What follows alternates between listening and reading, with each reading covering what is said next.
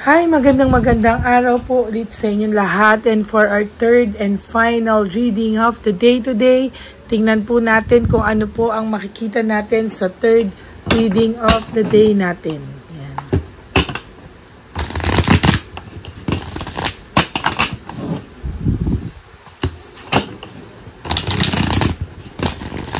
Palasahin lang muna po natin ang ating mga baraha para po makita nyo na na-reshuffle po natin siya mabuti after the first, second, third reading today. Yan. Palasahin po natin mabuti. Pasensya na po kayo at wala na namang internet. Kaya ako po ay nandito para dahil nag-upload po ako ng second reading of the day habang ako ay nag-reading today. Yan. Okay. So, tingnan na po natin. 1, 2, 3, 4, 5, 6, 7, 8, 9, and 10.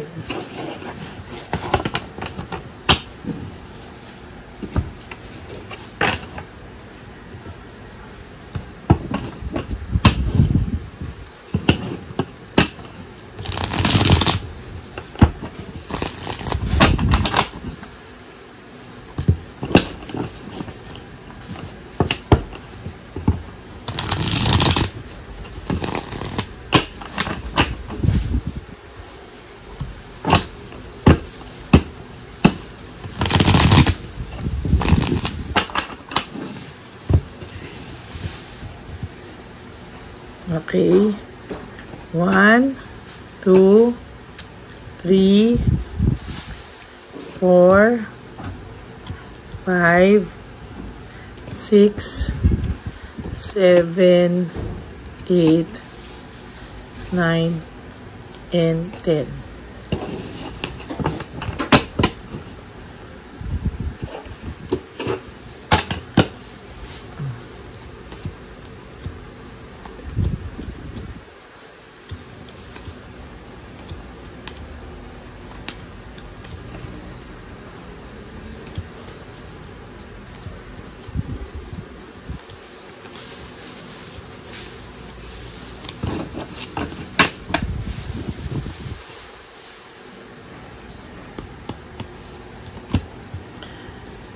Okay, sa nakikita ko po sa inyo dito ay pinag-uusapan ka po, no? Maybe some of you ay hindi ay na-impluwensyahan ang mga napasama ka po sa ibang tao, no? Meron po ako nakikita dito na for some reason ay pinag-uusapan ka po, no, ng mga ibang tao. Ayan, ayan yung sinasabi ko na parang ikaw pa po yung napasama. There's hatred here, no? Parang ang lumabas po ay yung person mo pa po yung nagalit sa'yo. Ang lumabas po ay yung person mo pa po yung biktima. At talaga pong sinasabi ko, this is a continuation, I think, of the general reading natin, the second reading of the day na pa-victim, wala raw siyang mali. So, I think this is a continuation kasi sa nakikita ko parang hindi pa po siya tapos dun sa pa-victim niya, no? Talaga pong sa nakikita ko dito ay talagang gusto niya pong pakita na pa-victim po talaga, no? There's, sa nakikita ko rin po dito, may nakikita akong kino-convince niya yung sarili niya para hindi makonsensya sa'yo. Kinokonbinsi niya po na siya ang tama. Kinokonbinsi niya po yung sarili niya na maging siya yung tama para hindi po siya makonsensya sa iyo at palabasing wala kang problema at wala siyang kasalanan sa iyo. Somehow there's error of judgment here. Tanga lang po ang maniniwala sa kanya. No? Why?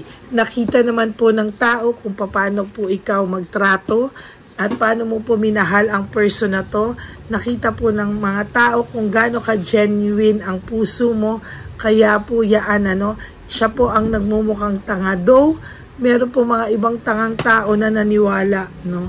may mga ibang taong naniwala, maybe pamilya niya, no, ang naniwala, or some of you ay mutual friends. Yan, siya po ang may kasalanan bakit kayo naghiwalay. Siya po ang may kasalanan sa lahat, pero ang pinalabas niya po ay pinush mo lang daw siyang gawin sa'yo yan, no?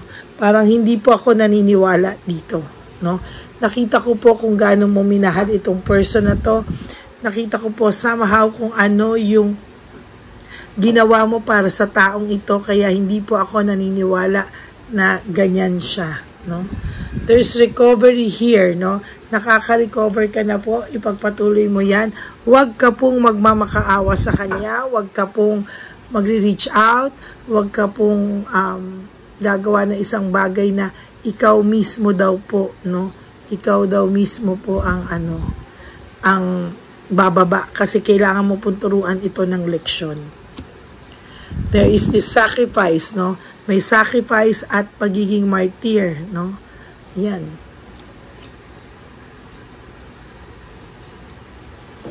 Control and balance. Sa totoo lang, yung pagiging ganito niya lahat, no, ay inispoiled mo kasi, no? Na-spoiled itong taong to, kaya lahat ay kailangan siya yung pagbigyan, siya yung panindigan, siya yung laging pagbigyan. Yun po ang gusto kong sabihin, ano? Pagbigyan. Pero sa nakikita ko po dito ay napagod ka na rin po, no? I think it's about time for you to focus on yourself at talagang i-prioritize mo po yung sarili mong kasiyahan. Moving on, leaving behind. So nakikita ko po dito ay kailangan mo na rin pong mag-move on at leave everything behind. No, kailangan mo rin po na maging masaya sa sarili mo. Dahil kung hindi mo po matututunan maging masaya sa sarili mo, hindi ko po alam kung paano ikaw ito-tolerate ng ibang tao, aabusuhin at aabusuhin ka po ng ibang tao. So nakikita ko po dito, there is there is a very very big chance na kaya ka po niya ginanyan ay malayo ka. That's one, no? For OFW, no? Malayo po kayo sa isa't isa. This is an LDR relationship. Yung iba naman po kahit magkasama at hindi po masama, magkalayo, naging masyado ka naman daw pong mabait, no? Naabuso ka rin po. Ngayon, nakakaramdam po ang taong ito ng insecurity kapag po nakikita niyang maganda po ang buhay mo. So nakikita ko po na maganda ang buhay mo, nagagalit po itong taong ito.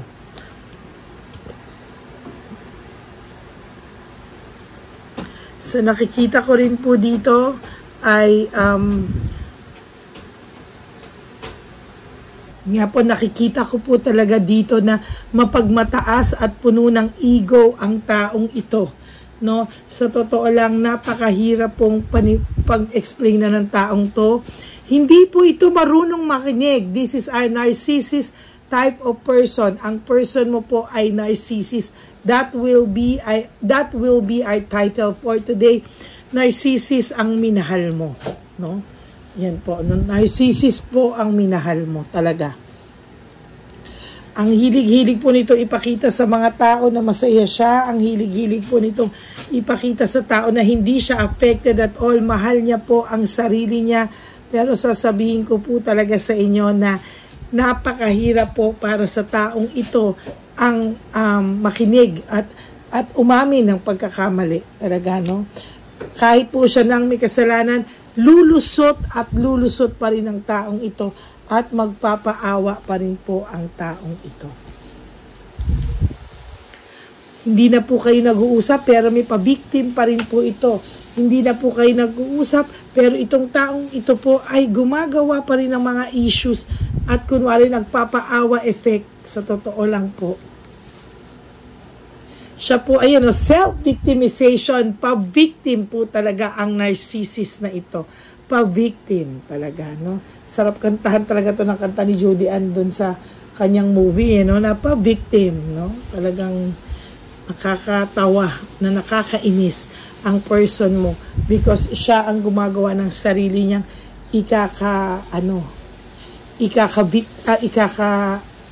no? Ikaka-trap, at this is a self-victimization. Pag may dumarating po sa iyo abundance, prosperity, galit na galit po itong taong to. Ayaw po ng tao nito, to be honest with you, makita kang masaya, makita kang okay, at sa totoo lang, ayaw po nitong maging successful ka. Ayan, no? Ayaw po talaga niya.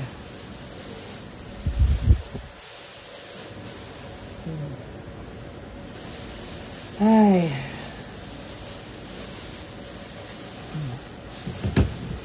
Sabi ko nga po sa inyo, ayan, oh. Sabi ko nga po sa inyo, oh. Talagang hindi po talaga titigil ang person na to hanggang hindi mo po talaga ikaw yung mag-sorry, ikaw yung umamin, pero wag na wag mo pong gagawin yan. Ayan, ah. Ay, nako. Ang gulo-gulo nitong narcissist na tao na to. Ayan, oh.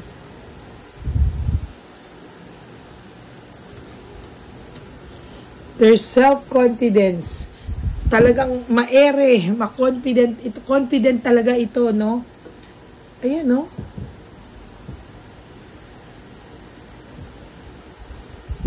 Oh. Sobra talaga, oh. Yung confidence nito, ayan, oh. Sobra. There's focus and talagang ikaw po, you need to focus on yourself. Kailangan mo pong mag-focus sa sarili mo. Whether, ano pa yan, ano, wag ka pong gagawa ng way. Ayan, no? Ayan, wag ka pong gagawa ng way na maging ano ka, na maging katawa-tawa ka, or ikaw yung magiging kawawa dito, ha? Please, no? Bigyan mo po ng sarili mo na ng dignity, na habol mo na siya dati, pero ngayon, wag na po.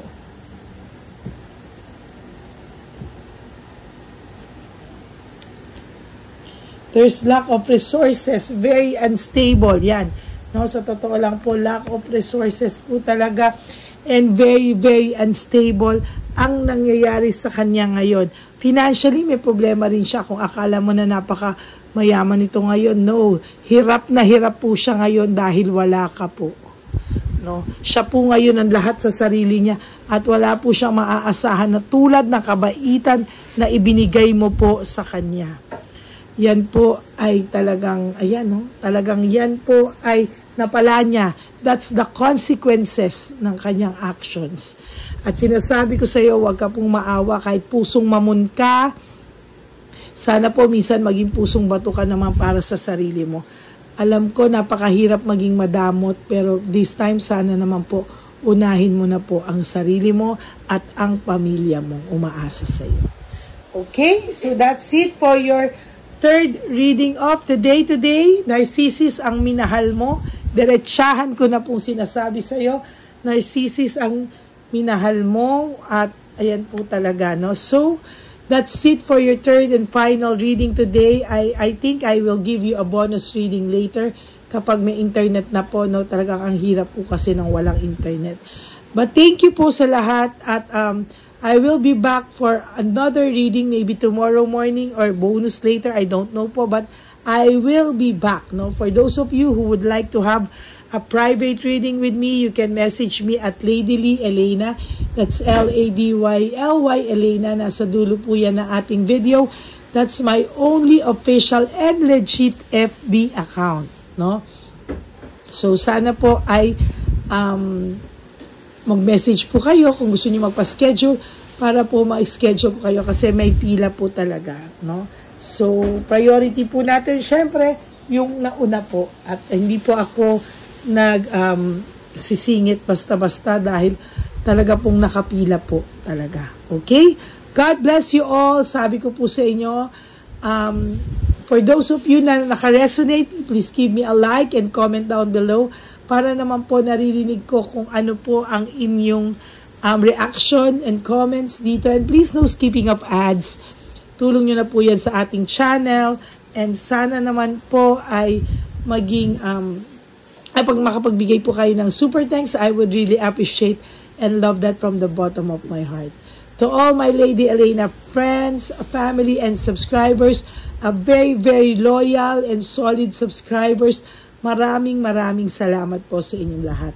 Ang lagi ko pong bilin sa inyo is, life is too short, don't make it shorter by stressing yourself from all the pains and heartaches na binigay sa inyo ng kahapon. Just surrender everything to the divine universe. Just let go and let God write your life and love story. I will be back for another set of reading. Wag po kayong malulungkot, magbabalik po ako. Thank you po sa inyo lahat. God bless you. And I will all see you again on my next reading. Salamat po.